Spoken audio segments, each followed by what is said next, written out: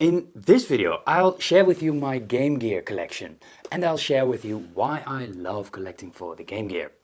And no, I'm not gonna go over every single game that I have, but I'll pick out some highlights, and amongst there is some pretty rare stuff and some interesting stuff. For example, what is this device? What it's doing? Let's find out.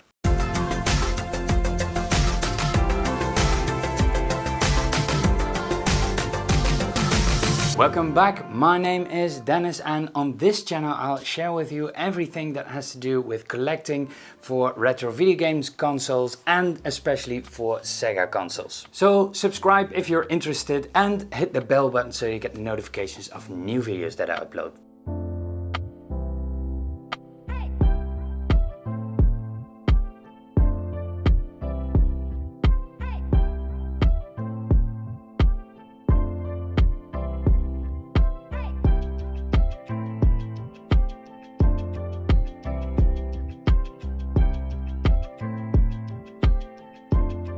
The Game Gear had about 360 games. Regretfully, I don't own them all, but I own a chunk of that. The Game Gear had a couple of exclusives, and one of those exclusives was Sonic Triple Trouble.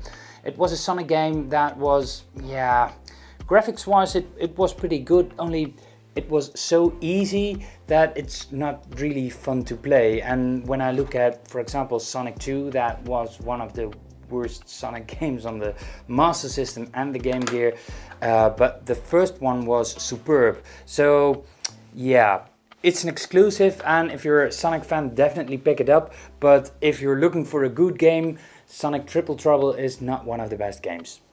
Woody Pop was another Game Gear exclusive. It was a not unique game, but it was a paddle game that you have to bounce your ball against a paddle and then against the wall to hit bricks, and those bricks will disappear so you can advance to the next level. Woody Pop, it's a puzzle game, not superb, the physics are not superb, but it's an okay game. Another Game Gear exclusive is Factory Panic.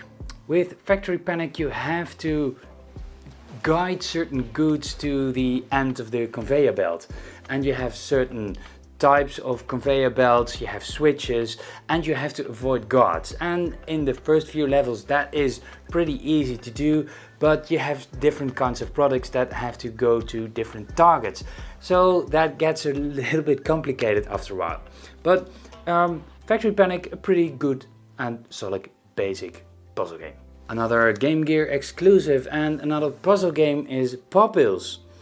In Pop-Ills you have to save the princess, and you can reach the princess by bouncing on blocks, take them away, and then your princess will be available to you.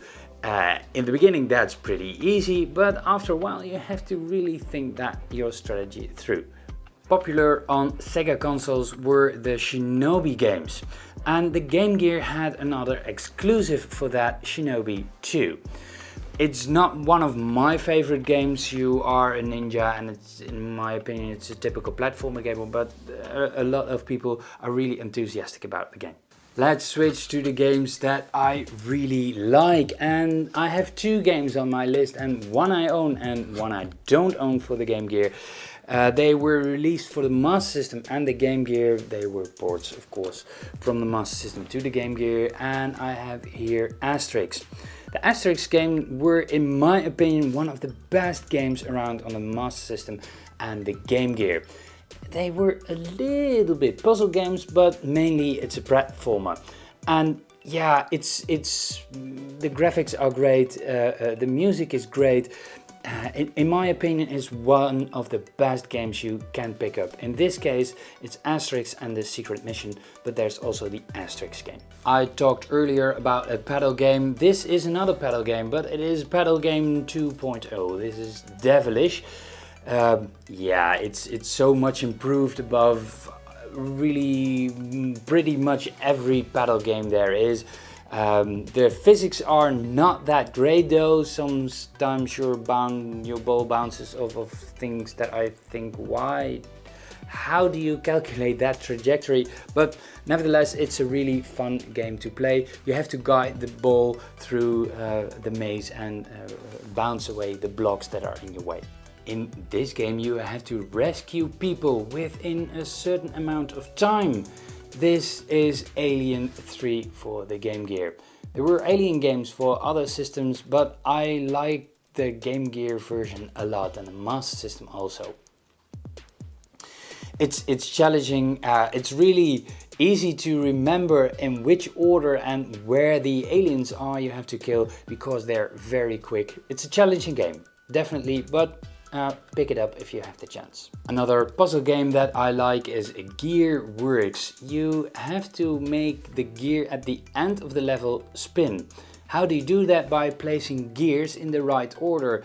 And there are small gears, big gears, and yeah, it has to be physically possible. That is a challenge. Castle Evolution is a really famous game, and it's a pretty good platformer, and I think it's better on the Master System than on the Megadrive. But that's not the game that I want to talk about. I want to talk about the next game in that row, and that is The Legend of Illusion. They improved the graphics a lot, and they have some different elements in the game, and I really like that. I think it's a somewhat more expensive game, but it's a pretty good and solid platformer game. Legend of Illusion. And another puzzle game on my list. Yeah, the Game Gear was really well suited for puzzle games. Also this puzzle game, Lemmings, well, not very unique in no way. And there were a lot of versions made on a lot of different systems. But nevertheless, I think the port from that big screen to the small screen, they did that really well. I like Lemmings a lot, and definitely pick it up if you have the chance. For some of you people, that may be not a really recognizable tune, but for me it is. I have so much love for this game. I own the Master System version of this game, and it's not the same, but nevertheless I like it a lot. They changed a lot in the game, but it's a really good game. It's Fantasy Zone. They copied some music from the Master System version, but they improved graphics, they improved a lot of the game. I really like it. Fantasy Zone, it's definitely a must-own for the Game Gear. It's a shoot 'em up, it's colorful, it's somewhat weird, it has a weird atmosphere. The way it works is a little bit weird. You have to shoot 6 or 8 big ships. Your world is continuously, endlessly, and if you beat those 6 ships or 8 ships or 10 ships, I don't know, then you get the boss of each level, and that is the basic premise of the game. The way that enemies move, it's a bit absurd, but yeah, definitely worth checking out the game. Fantasy Zone, it's a port of an arcade, to be precise, that is ported to the Master System, and this is again ported to the Game Gear. Pick it up, it's a really good game. Fans of the channel know that I'm in love with Sonic 1 for the Master System, and it wouldn't be a surprise if I don't mention it on the Game Gear.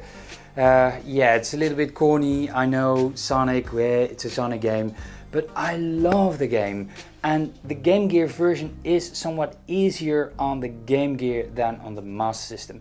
They had to do some concessions in the screen real estate, and yeah, that made the game easier, regretfully, but nevertheless it's a really good game, and yeah, you owe it to yourself if you have a Game Gear that you have Sonic, and it's not really hard to get.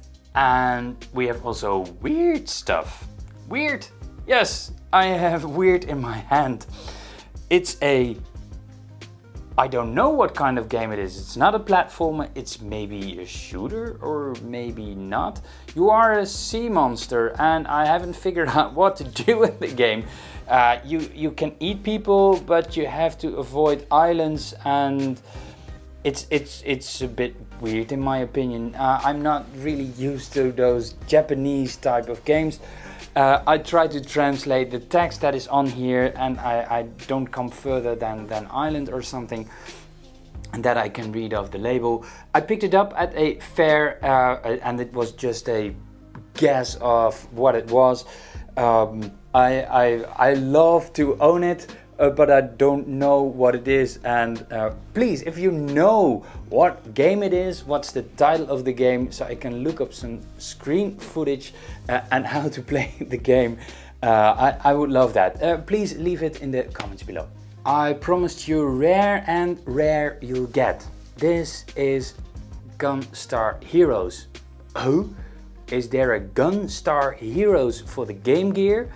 Yes, there is, but there isn't a European release and there isn't a USA release. It's a Japanese only release. So I can't read what's on the screen, but nevertheless it speaks for itself. There is a Megadrive version of Gunstar Heroes that's well sought after. It's one of the best games on the system. But Gunstar Heroes for the Game Gear is equally good. They translated some, they ported some graphics, and the level designs are somewhat the same. It's not entirely the same game. There is somewhat the same music in there. It's a really good game. It's a treasure game, so that means quality. The only downside to the game is there is a lot of flickering on the screen because they didn't properly test the game on the Game Gear and they have just too many sprites on the screen. So that means that the sprites are flickering. Nevertheless, it's a good game if you have the chance, if you see it lying around through all the stuff between the Game Gear, Game Boy and all the other stuff. You see Gunstar Heroes, definitely pick it up. It's a really, really good game. Rare, rare, rare. That is how I would describe the next item. It's not a game, but it's an item, and it's a really rare item, as you might have guessed. It's the Pro Action Replay. There were a lot of versions of the Pro Action Replay, but the Pro Action Replay for the Game Gear is really special and really, really rare. The Pro Action Replay is a cheating device. So with codes you can change certain values on memory addresses, so you can have infinite lives, infinite rings in Sonic for example, so you can't die or you jump higher for example. This is the Pro Action Replay, and you stick it in this way and you put on the game on a really weird upside down way. I made a special video about the Pro Action Replay. I will link it up in a card above. And what was this device that I was talking about? Well, that is a Master System converter. You put it in your Game Gear and you can play your Master System's games with that. That's really easy. And of course you have to take into account that that start button isn't present, but you can pause the game with the start button. It's a third-party device, so it's not a first-party device. It's not officially developed by Sega, but it's really cool that that can, and it works really well.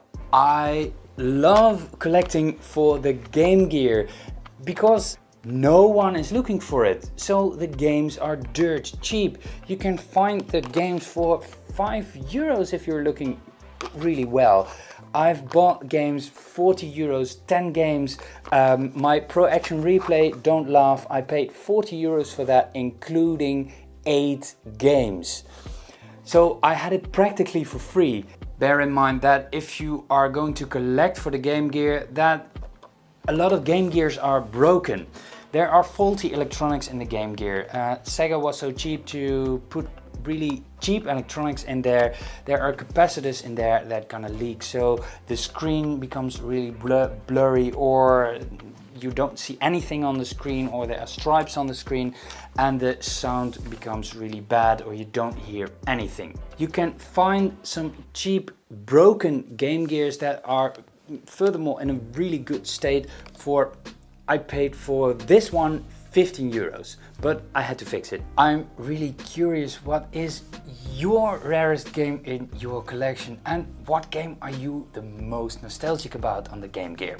Let me know in the comments below. My collection isn't complete yet. I'm still searching for items. For example, Ristar at the moment of this shoot.